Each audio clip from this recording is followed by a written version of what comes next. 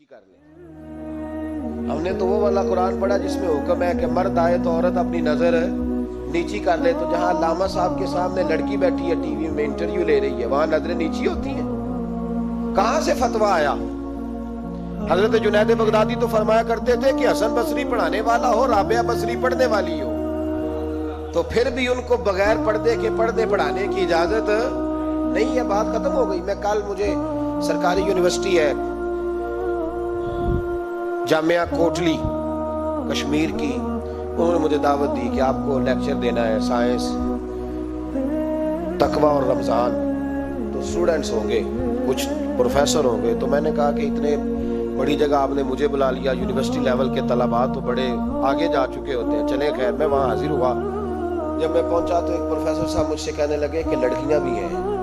تو میں نے کہا کہ ٹائم دیتے وقت آپ سے گزارش کی گئی تھی کہ لڑکیاں نہیں ہونی چاہیے. تو وہ ایک جملہ بولنے ہی لگے تھے. تو میں نے ان سے کہا کہ آپ مجھے دکھیاں نوس مولوی سمجھ لیں، میں پرانے خیالات کا، آپ مجھے پرانا سمجھ لیں. اس لیے کہ میرے حضرت صاحب فرمایا کرتے تھے ہر چیز نہیں لے لینا، دین نہ نیا لینا. وہ 1400 سال پرانا ہی ہمیں ٹھیک ہے، ہمیں نیا دین نہیں چاہیے. کہنے لگے جی وہ بچیاں تھوڑی پیچھے بیٹھ جائیں گی. میں نے کہا آپ درمیان میں پردہ لگا لیں، میں انہیں نہ دیکھوں وہ مجھے نہ دیکھیں. ٹھیک ہے، بات سنیں، ختم ہو گئی. لیکن اگر وہ سامنے بیٹھیں گی تو ہم نہیں بات کریں گے.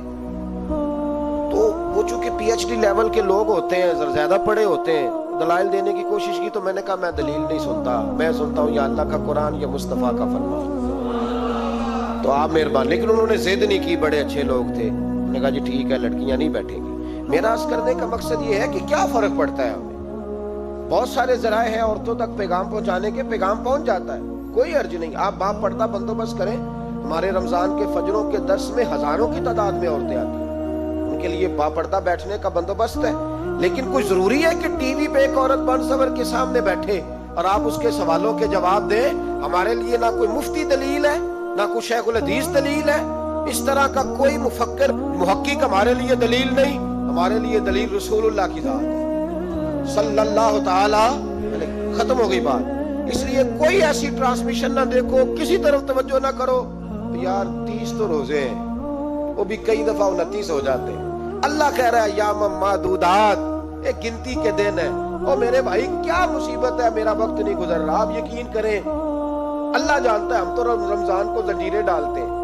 یہ کام بھی رہ جاتا ہے، رمضان گزر جاتا ہے. یہ بھی رہ جاتا ہے، رمضان گزر جاتا ہے. یہ بھی نہیں ہو پاتا رمضان. پتہ نہیں کس وقت روزے آتے ہیں، کب نکل جاتے ہیں. کہتے ہیں میرا وقت نہیں گزرتا تو میں ٹی وی دیکھتا ہوں. قرآن سارا پڑھ لیا ہے، حدیثوں کا مطالعہ ہو گیا، اپنی آخرت کے لیے نفل سارے پڑھ لیے، تسبیحات ساری ہو گئی. جو اب ٹائم نہیں گزرتا تھا تو ٹی وی پہ جا بیٹھے.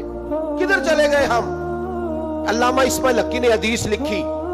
حضرت عائشہ صدیقہ رضی اللہ تعالیٰ عنہ فرماتی ہیں، تفسیر روح البیان میں موجود ہے. کہتی ہے ایک دن حضور اچانک میرے ساتھ آرام فرماتے، بستر سے اٹھے نکل گئے.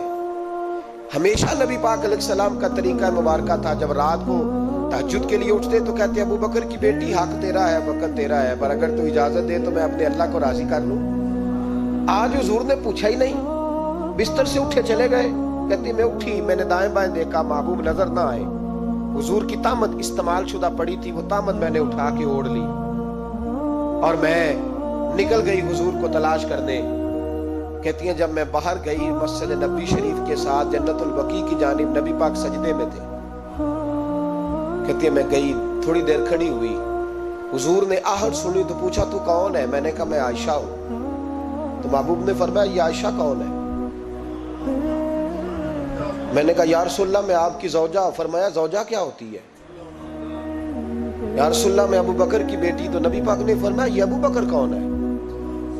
حضرت عائشہ کہتی ہے میرا کلیجہ پھٹنے کو آیا. میں وہاں سے پریشان حال واپس آئی.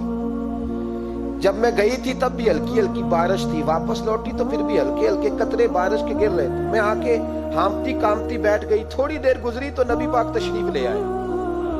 تو حضور صلی اللہ تعالیٰ علیہ وسلم نے مجھے پریشان دیکھا تو کہا عائشہ کیا ہوا؟ کہا حضور آج وہ ہوا ہے جو کبھی نہیں ہوا. یا رسول اللہ میں پریشان ہو گئی. حضور عجیب بات ہے، میں گئی ہوں، آپ نے پوچھا کون ہے تو میں نے کہا میں عائشہ. کا عائشہ کون؟ آپ کی زوجہ. فرمایا زوجہ کون؟ ابو بکر کی بیٹی. کا ابو بکر کون؟ اور پھر حضور میں گئی ہوں تو میرے کپڑے بھیگ گئے، آپ آئے ہیں تو کپڑے خشک ہیں، سمجھ نہیں آئی. تو لفظ سنو حدیث کے، نبی پاک نے فرمایا عائشہ لی ماللہ وقت، میرا اپنے اللہ کے ساتھ ایک وقت ہوتا ہے۔ کس کے ساتھ؟ آج میرا دوستوں کے ساتھ وقت ہے، آج میرا گھومنے کا وقت ہے، آج میرا خوش گپیوں کا وقت ہے، آج میرا سیاحت کا وقت ہے، آج میرا پکنک کا وقت ہے۔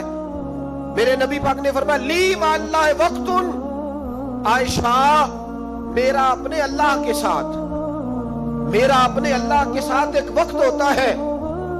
اس وقت نہ وہاں کوئی فرشتہ آ سکتا ہے، نہ کوئی نبی اور مرسل آ سکتا ہے۔ جب فرشتہ اور نبی نہیں آ سکتے تو عائشہ اور ابو بکر کیسے آ سکتے ہیں؟ تو کہا یا رسول اللہ پھر وہاں ہوتا کون ہے؟ تو حضور فرمانے لگے ایک میں ہوتا ہوں، دوسرا میرا رب ہوتا ہے، تیسرا کوئی موجود نہیں ہوتا۔ امت کو درس دیا ایک وقت 24 گھنٹوں میں ایسا لایا کر جس میں تو اپنے رب کو دکھڑے سنائے، جس میں تو دعائیں مانگے، جس میں تو عرض و نیاز کرے، جس میں تو اپنے گناہوں کی معافی چاہے۔ اعلیٰ حضرت کے والد گرامی سے کسی نے پوچھا مولانا نقی علی خان صاحب سے کہ حضرت جی فرعون 500 سال ہی حکومت کر گیا، 500 سال ہی حکومت کر گیا، اللہ کا مقابلہ کرنے والا پکا کافر بے ایمان۔ تو آپ فرمانے لگے ملا رومی کی وہ کتاب پڑھو مثنوی، جس میں انہوں نے لکھا ہے کہ جب ساری دنیا سو جاتی تھی تو فرعون اٹھ کے مصلی پہ بیٹھتا تھا، کہتا تھا یا اللہ معاف کر دے، رب تو ہی ہے، گناہگار بڑا ہوں پر مہربانی کر۔ روز معافیاں مانگتا تھا تو رب کریم کی قدرت نے مہلت دی کہ روز توبہ کرتا ہے، چلو ایک دن سچی بھی کاری جائے تو اچھا ہے، اللہ نے مہلت دی۔ اور میرے بھائی اگر تو روز رات مصلی پہ بیٹھے تو تجھے مہلت ملے، عذاب نہ آئے۔ اگر تو اپنے رب کے ساتھ تنہائی کرے تو اللہ تجھے مہلت دے، سزا نہ دے۔ لیکن ہم یہ وقت نکالتے ہی نہیں، اللہ کے ساتھ میت کا ہمارا مزاج ہی نہیں۔ ترمذی شریف میں نبی پاک علیہ السلام نے فرمایا دنیا داروں کو دکھڑے نہ سنایا کر، مالداروں کے سامنے رونے نہ رویا کر، یہ تجھے کیا دے سکتے؟ تو اٹھ کے جائے گا تو کہیں گے محنت کرتا نہیں، روز مانگنے آ جاتا ہے۔ دنیا داروں کو دکھڑے نہ سنا، اور میں دکھ سنا تو اپنے رب کو سنا، اللہ والوں کو سنا، اللہ کے نبی کو سنا۔ اس سے مراد یہ سارے کہا دکھڑے اپنے رب کو سنا۔ اگر تو اپنے رب کو دکھڑے سنائے گا تو تھوڑی دیر ضرور ہوگی، لیکن ایک دن ایسا ضرور آئے گا، میرے مصطفیٰ کریم فرماتے ہیں رب تجھے دنیا سے بے نیاز کر کے مالا مال فرما دے گا۔ دھوکے کا مزاج نہ بنا، کینچی لے کے نہ گھوم کے کیسے جیب کٹ سکتی، اللہ کو دکھڑے سنا۔ حضرت عائشہ عرض کرنے لگی حضور چلے یہ تو سمجھ آ گئی، لیکن بارش مجھ پہ پڑی آپ پہ پڑی نہیں، تو کہا عائشہ تم نے اڑا کیا تھا؟ کہا حضور آپ کی طامت، فرمایا بارش کوئی نہیں تھی، جب تو نے میری طامت لی تو خدا کی رحمتیں تم پر برسنے لگ گئی۔ تو حضور کے وجود سے لگی ہوئی چیز کوئی اوڑھ دے تو رحمت برستی ہے، تو میرے نبی کی مسجد چومنے سے کیوں رحمت نہیں برستی؟ جالی چومنے سے کیوں نہیں برستی؟ جہاں جہاں حضور رکے، جہاں جہاں نبی پاک ٹھہرے، وہاں جانے سے کرم کیوں نہیں ہوتا؟ تو عزیزو یاد رکھو رمضان میں ایک ڈیوٹی آپ نے یہ کرنی ہے کہ عبادت کو وقت دے، ٹائم نکالیں۔ جو اتنے سے بھی فارغ ہے نا وہ 19ویں روزے تک کل فارغ ہو کے 20 کو اعتکاف بیٹھے۔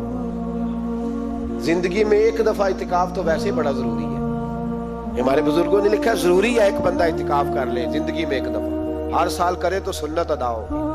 ویسے سنت مؤکدہ الکفایہ ہے، بستی میں اگر کوئی بھی نہ بیٹھے گا تو سارے گناہگار ہوں۔ ہم انشاءاللہ اس مسجد میں اس سال اجتماعی اعتکاف کریں گے۔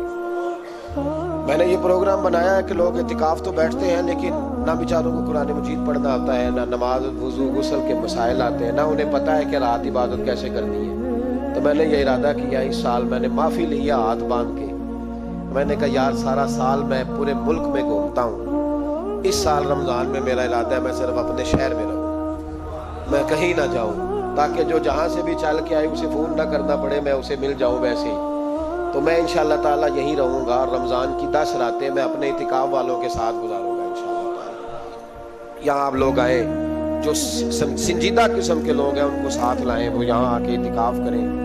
لنگر شریف بھی ہم دیں گے جو ہماری توفیق ہوگی، اور انشاءاللہ دونوں وقت دیں گے اپنی توفیق کے مطابق، اور یہ کوئی صدقہ زکوٰۃ خیرات سے نہیں ہوگا، یہ آپ ہمارے مہمان ہوں گے تو یہ مہمان نوازی ہوگی انشاءاللہ۔ تو یہ اپیل آخر میں اعلان کرنا تھا پر چلو بات آ گئی تو میں نے شروع میں کر دیا۔ یہاں مقدور بھر کوشش کریں گے آپ کے لیے اجتماعی اعتکاف کا بندوبست، ہمارے جو دیگر طلباء علماء ہوں گے وہ بھی آپ کے ساتھ وقت گزاریں گے، وضو غسل نماز کی چیزیں سکھائیں گے آپ کو، قرآن مجید پڑھنا پڑھانا سکھائیں گے. 10 دنوں میں جو ممکن ہو سکے گا ہم انشاءاللہ تعالیٰ کریں گے. تو اعتکاف میں وقت دیں. دوسرا کام آپ نے یہ کرنا ہے رمضان شریف میں کہ قرآن پاک زیادہ سے زیادہ پڑھنا ہے. پڑھیں گے انشاءاللہ. اگر آپ ناراض نہ ہوں تو ہم نے قرآن مجید پڑھنا بالکل ہی چھوڑ دیا. قرآن پاک کھلتا ہی نہیں, توجہ ہی نہیں, مزاج ہی نہیں. سارا دن بیت جاتا ہے, قرآن مجید نہیں کھلتا, قرآن مجید نہیں پڑھا جاتا. ایک شخص مجھ سے ملنا چاہ رہے تھے مسجد نبوی شریف میں حاضر تھا, تو وہ ایک دفعہ آئے گزر گئے, میں قرآن شریف پڑھ رہا تھا, پھر آئے تو گزر گئے قرآن شریف, تیسری دفعہ پھر آئے تو کہنے لگے آپ نے کتنا کو پڑھنا ہے. میں نے ان سے کہا کہ مہربانی کرو مجھے دعا دو کہ اللہ مجھے پڑھتا ہی رکھے. آپ نے یہ کیا لفظ ادا کر لیے کتنا کو پڑھنا ہے؟ خدا کے بندو یہاں کام کیا ہے؟ اگر تلاوت بھی نہیں کرنی تو کرنا کیا ہے وہاں؟ میں اکثر کہتا ہوں کہ چونکہ ہم تو مسیتڑ ہیں, ہمارا تو مزاج ہے مسجدوں میں رہنے کا, چونکہ عام لوگوں کا مزاج نہیں ہوتا تو وہاں بھی بازاروں کو ٹائم زیادہ دیتے ہیں, خریداری میں وقت زیادہ لگاتے ہیں. اگر ہماری طبیعت مسجد میں بیٹھنے کی ہو, قرآن پاک پڑھنے کی ہو تو بڑا ذوق بن جائے. قرآن مجید امام اعظم ابو حنیفہ امام اعظم رمضان شریف کے اندر 61 قرآن مجید پڑھا کرتے. کتنے؟ 60 اور 1 61. ایک قرآن شریف دن میں پڑھتے, ایک رات کو پڑھتے. پورے دن میں قرآن مجید ختم کرتے, ایک رات کو. اور آپ فرماتے ہیں 61واں قرآن مجید وہ تھا جو میں تراویحوں میں سنا کرتا تھا. 61 قرآن پاک آپ ہر رمضان میں پڑھا کرتے تھے. میری آپ سے گزارش ہے ایک سپارہ مسجد میں پڑھیں رمضان میں, ایک سپارہ گھر میں پڑھیں.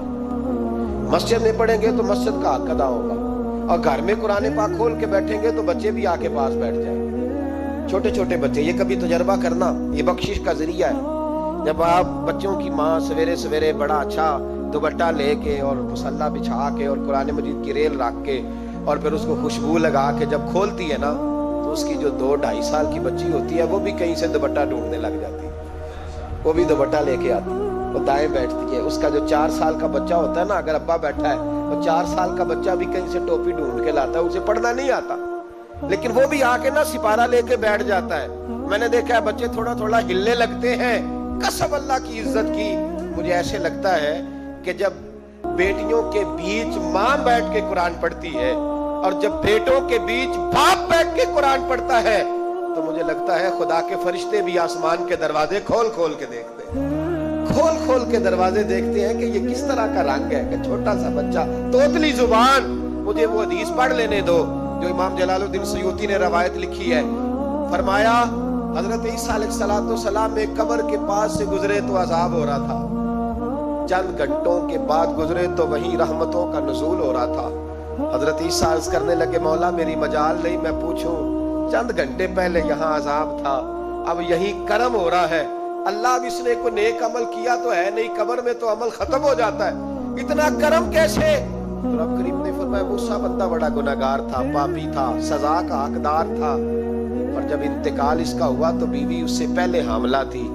اس کے انتقال کے 2-4 مہینے بعد بچہ پیدا ہوا, پھر اس بیوی نے بچہ پالا.